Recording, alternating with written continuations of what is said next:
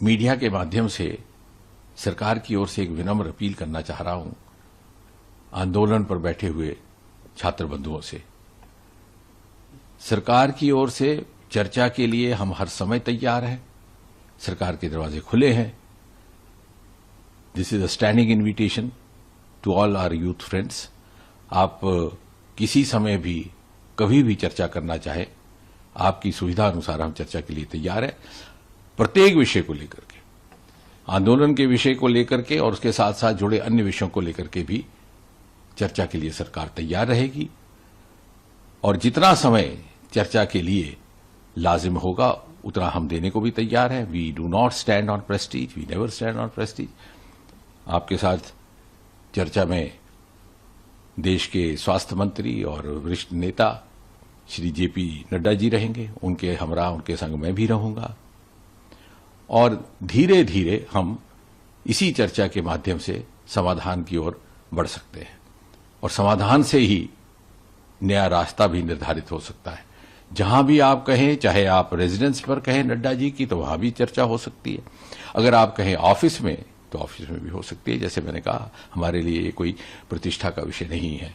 और श्रोताओं की जानकारी के लिए मैं ये भी कह दूं कि कल दोपहर से लेकर के आज दोपहर तक 4 मरतबा हमारी ओर से औपचारिक तौर पर ऑफर जा चुका है, पेशकश जा चुकी है इन छात्र बंधुओं से, इनके प्रतिनिधियों से बातचीत करने के लिए, चर्चा करने के लिए।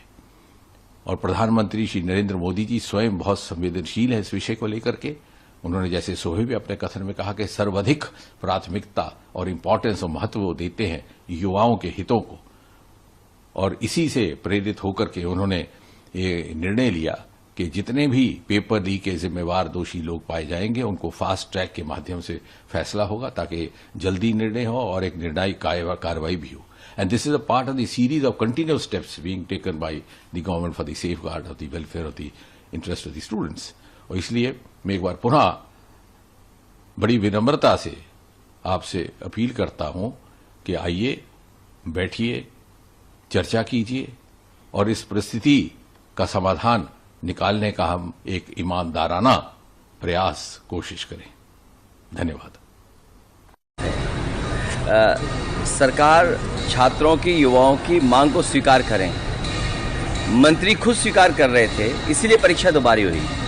मंत्री जी ने खुद स्वीकार किया है कि उनकी परीक्षा में गड़बड़ी हुई, पेपर लीक हुआ और उसकी वजह से उन्हें दोबारा नीट की परीक्षा करानी पड़ी। तो न जाने कितने बच्चों के भविष्य के साथ खिलवाड़ किए और पेपर लीक कोई पहली बार नहीं हुए। लगातार भारत सरकार के अंदर और भारत सरकार और यूपी सरकार में कंपटीशन चल रहा है कि कौन ज़्यादा पेपर लीक कराएगा। अगर भारत सरकार पेपर लीक कराती है तो यूपी सरकार भी पेपर लीक कराती है। अगर वहाँ पर 150 पेपर लीक हुए हैं तो यहाँ पर 20 पेपर लीक हो चुके हैं। सोचिए, कोई कल्पना कर सकता है डबल इंजन की सरकार अपने आप को कहते हो, वहाँ लगातार पेपर लीक हो रहे हों। ये पेपर लीक नहीं हो रहे हैं, पेपर लीक कराए जा रहे हैं जिससे नौकरी न छात्रों को मिल जाए। और नौकरी के साथ साथ आरक्षण का सवाल उठता है। जब तक मंत्री इस्तीफा नहीं देंगे तब तक सदन में हम लोग आवाज़ उठाते रहेंगे और जिन बच्चों की जान गई है उनके परिवारों की जो मांग है वो मांग मानी जाए। लेकिन अभी भी कोई मांग नहीं मानी गई। आप सबको भी हिरासत में ले लिया गया। आज भी तीसरा दिन था, सदन अभी भी चल रहा है और यहाँ जो मंत्री हैं वो कह रहे हैं कि उत्तर प्रदेश के मंत्री वो कह रहे हैं कि ये देशद्रोही लोग हैं। ये सरकार नहीं, अहंकार है। अहंकार के साथ सरकार चला रहे हैं। डेमोक्रेसी में यही सबसे अच्छा है कि हम लोगों की बात सुने, लोगों की बात जाने, वो क्या चाहते हैं। कम से कम बातचीत तो करें वो, और बातचीत से कोई रास्ता निकालें। ये जिम्मेदारी सरकार की है। और सरकार अगर अन्याय करती है, दबाव बनाती है, सरकार का दबाव चलने वाला नहीं है। दबाव सरकार का नहीं चलने वाला है। सरकार को स्वीकार करनी चाहिए, बातचीत करनी चाहिए और सरकार की गलती है, इसीलिए उन्होंने दोबारा परीक्षा कराई थी। सर, शंकराचार्य जी का कल एक कार्यक्रम होना था लखनऊ में बहुत बड़ा, लेकिन उसकी परमिशन रद्द कर दी है, ऐसा उनका कहना है। अभी लखनऊ में उनके लोगों को डिटेन भी कर दिया गया। ये सरकार कमाल की है, आखिरी वक्त पर परमिशन देगी। और आप देख लेना, जब एक दिन बचा होगा तब पूजनीय शंकराचार्य जी को परमिशन दे देंगे। अब वो कहाँ से इंतजाम करेंगे, कहाँ से लोगों को बुलाएंगे। उनको अपमानित होना पड़े इसलिए परमिशन रोकते हैं और आखिरी वक्त में सरकार कह देगी हमने परमिशन दे दी है। उन्हें अपमानित करने के लिए सरकार ये काम कर रही है। सर, कल राम जन्मभूमि ट्रस्ट की बैठक थी। बैठक में तमाम तरह की बातें हुई। उसमें जो एक और मामला था जिसका सुप्रीम कोर्ट ने संज्ञान भी लिया, लीगल नोटिस भेजा, स्वामी वासुदेवानंद को शंकराचार्य लिख दिया गया, जिसके बाद उसमें कई लोगों ने विरोध किया। अभी केवल पेपर लीक का सवाल चल रहा है, अभी दान पात्र की चोरी का सवाल नहीं आया है। दान पात्र है, चढ़ावा है, लोगों ने जो अपनी श्रद्धा से चढ़ावा किया है, उसके अंदर जो महापाप किया, अभी तो चर्चा ही शुरू नहीं हुई। पहले पेपर लीक की बात खत्म हो जाए, उसके बाद हम लोग इधर जाएंगे। और इनकी सरकार की अकाउंटेबिलिटी क्या है? इनकी अकाउंटेबिलिटी अपने आप को ये समझते हैं कि जो अकाउंट में अकाउंटेबिलिटी उसको समझते हैं ये लोग, जिसकी एबिलिटी हो अकाउंट में भरने की। तो ये तो उत्तर प्रदेश सरकार का काम करने का तरीका है। इनकी अकाउंटेबिलिटी इतनी है कि जो अकाउंट को भरने की एबिलिटी है उसको अकाउंटेबिलिटी ये समझते हैं। प्रदेश अध्यक्ष जी कह रहे हैं युवा की प्राथमिकता है, तो पहले क्यों नहीं सोचा युवा के बारे में? जब पेपर लीक हो रहे थे तो आप तो मौन थे ना। इतने दिन हो गए, 23 दिन से ज्यादा बच्चे फास्ट पे रहे, तो आप क्या कर रहे थे? बच्चों का ख्याल नहीं आया। और 2017 के बाद जो पेपर लीक हो रहे थे तब उनका ख्याल नहीं आया। और जिस तरह से आप 3-3 हजार रुपया लेते हो हर बच्चा नीट की टेस्ट में बैठने के लिए, और 23 लाख बच्चे बैठते हैं पिछले साल, तो एनटीए को तो लगभग 600 करोड़ कमाए जाते हैं। उन पे आपने ध्यान दिया और कहा कि पुरानी फीस वापस होगी, जब हुआ तो आज तक वापस नहीं हुई।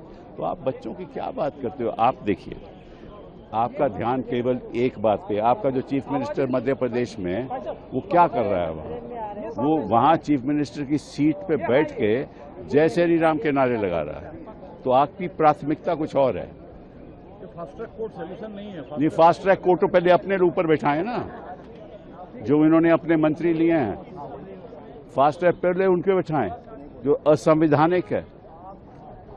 जो इन्होंने अपनी पार्टी में लोग लिए हैं, फास्ट ट्रैक कोर्ट उन पे बैठाएं जिनके ऊपर आरोप थे, तो इन्होंने अपनी पार्टी में ले लिए पहले। तो फिर आप मानेंगे ना कि वाकई में प्रधानमंत्री चिंतित है। बट यूं ही गतिरोध बना रहा तो सदन कैसे फंक्शन होगा? अरे ये बताओ कि गतिरोध की वजह क्या है?